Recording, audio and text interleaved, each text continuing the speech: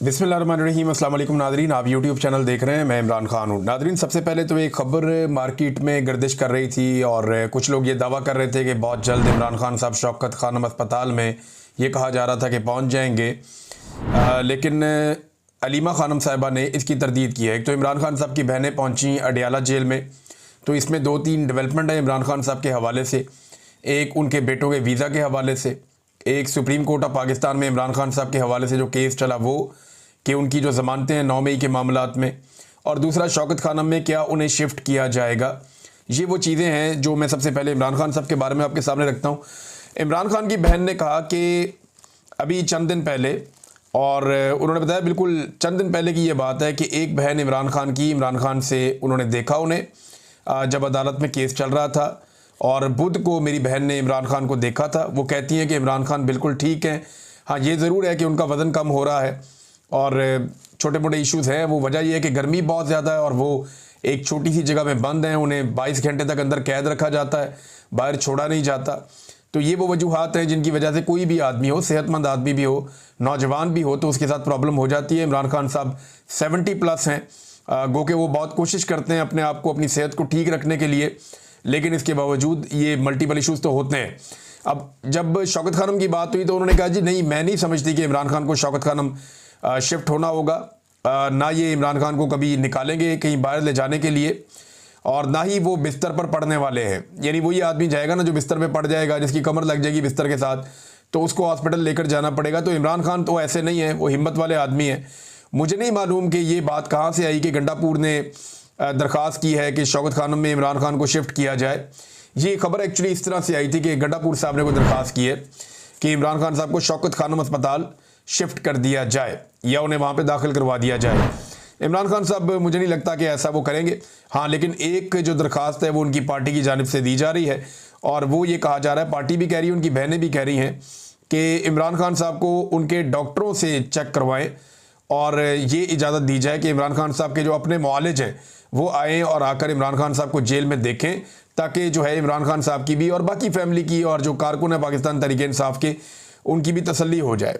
इस पर जो है वो शौकत बसरा साहब ने एक आइडिया दिया है कि तमाम MPs MNAs जाके अडियाला के बाहर पुरअमन तौर पे बैठ जाएं, जब तक इमरान खान साहब को उनके अपने डॉक्टरों से ना मिलवाया जाए तब तक वो वहाँ पे धरना देकर बैठें और एहतजाज करें। बहरहाल इमरान खान साहब की बहनों को जब मैं ये वीडियो रिकॉर्ड कर रहा हूँ तब तक के लिए तो इतला ये थी कि उन्हें नहीं मिलवाया गया। इमरान खान साहब के बेटों के नाइकॉप के हवाले से, देखिए नाइकॉप वाला मामला तो लटका हुआ है, वो तो लंबा चलेगा, लेकिन उनके बेटों को वीज़े भी फराहम नहीं किए जा रहे और ये मामला लगातार हुकूमत की जानिब से लटकाया जा रहा है। तो हुकूमत ये देख रही है कि कब वीज़े फराहम करने हैं उनके बेटों को। मेरे ख्याल में हुकूमत ये फ़ैसला तब करेगी जब चीज़ें थोड़ी डाउन हो जाएंगी, और तब वो उनके बेटों को आने की इजाज़त देगी और इमरान खान से मिलने की इजाज़त देगी। हुकूमत ऐसे मौके पर नहीं आने देगी जब मामला ज़रा गर्म हो। जो मुझे दिखाई देता वो ऐसे ही है। सुप्रीम कोर्ट ऑफ पाकिस्तान में आज इमरान खान साहब का केस लगना था, और ये केस शहबाज रिजवी साहब और तारक बाजवा साहब, 2 जज हैं लाहौर हाई कोर्ट के, उन्होंने इमरान खान साहब के खिलाफ फैसला दे दिया था, उनकी ज़मानत खारिज कर दी थी 9 मई के हवाले से। और जिस बुनियाद पे खारिज की थी, यानी वो बड़े अजीबोगरीब मामलात थे। यानी एक पुलिस वाला कहता है कि वो सोफ़े के नीचे था, कोई कहता है जी मैं टेबल के नीचे था, कोई कहता है जी मैं पर्दे के पीछे था। तो इस तरह की गवाहियों की बुनियाद के ऊपर इमरान खान साहब की साजिश को दुरुस्त मानते हुए लाहौर हाई कोर्ट ने इमरान खान साहब की जो ज़मानत है 9 मई में, उसे कैंसिल कर दिया था, उन्हें ज़मानत नहीं दी थी। तो अब ये जस्टिस याह्या अफरीदी साहब की अदालत में मामला है, तो याह्या अफरीदी साहब केस की मेरिट पर बात नहीं करेंगे, ये उन्होंने अपनी अदालत के अंदर कहा। यानी जो बज़ाहिर रिपोर्ट हुआ है, सदीक जान साहब ने रिपोर्ट किया, अलीमा खान साहिबा ने बताया, कुछ और वकला उन्होंने भी ये बात की है, तो वो ये कह रहे हैं कि सिर्फ एक पॉइंट पर बात करेंगे कि आया वो ज़मानत के केस में मेरिट को डिस्कस कर सकते थे या नहीं।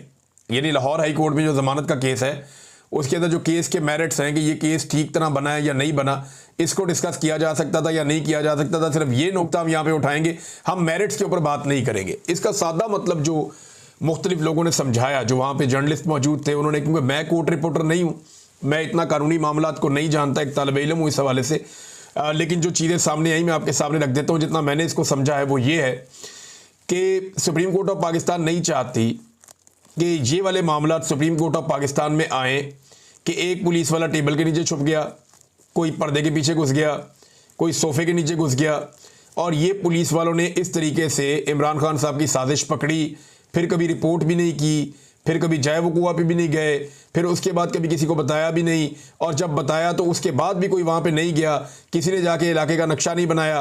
पुलिस वालों को ये भी नहीं पता था कि मेन दरवाजे से लेकर अंदर इमरान खान के कमरे तक महज 20-25 मीटर का फासला होगा, 20 मीटर का फासला होगा, तो वो कहते नहीं 300 मीटर तक का फासला उन्होंने बता दिया।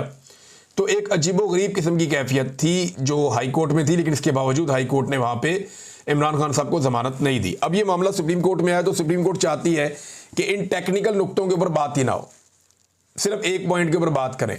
बहरहाल 19 तारीख अब दी गई है, ये पाकिस्तान तहरीक इंसाफ के जो वकला हैं उन पे मुनसर है कि वो कितना ज़्यादा इन टेक्निकल इश्यूज़ को उठाते हैं और कितना ज़्यादा हुकूमत को और प्रोसिक्यूशन को और पुलिस को वहाँ पे बेनकाब करते हैं। सुप्रीम कोर्ट ऑफ पाकिस्तान में इसमें जस्टिस याह्या अफरीदी को बिल्कुल कादी फायद ईसा बनना होगा। अगर तो वो ये चाहते हैं कि बिल्कुल भी जजेस और पुलिस और पूरा जो इंतज़ामी स्ट्रक्चर है वो एक्सपोज ना हो, तो फिर उन्हें हर हाल में मेरिट्स जो है वो डिस्कस नहीं होने देने चाहिए, यानी उन्हें कोशिश करनी होगी बिल्कुल कादी फायद ईसा की तरह बन जाए और कोई ऐसी बात सुने ही ना, और बल्कि सुनने से इनकार कर दें जिस बात पे इंसाफ हो सकता हो या जिस बात के ऊपर कोई सवाल उठता हो वो सवालात ही उठने ना दें। इस लेवल पे उन्हें जाना होगा। अब देखते हैं कि 19 तारीख को पाकिस्तान तहरीक इंसाफ के जो वकला है वो कितनी तैयारी करके जाते हैं। बहरहाल इन्होंने वकला ने इस केस को बहुत ज़्यादा एक्सपोज भी किया है। नादरीन, एक और इम्पॉर्टेंट खबर है और वो ये है कि अमेरिका की सरजमीन पर आसिम मुनीर साहब ने जो एक तकरीब से खिताब किया, यहाँ पे कोई 100 से 150 लोग मौजूद थे और ये पाकिस्तानी थे, इन्हें इकट्ठा करके लाया गया था।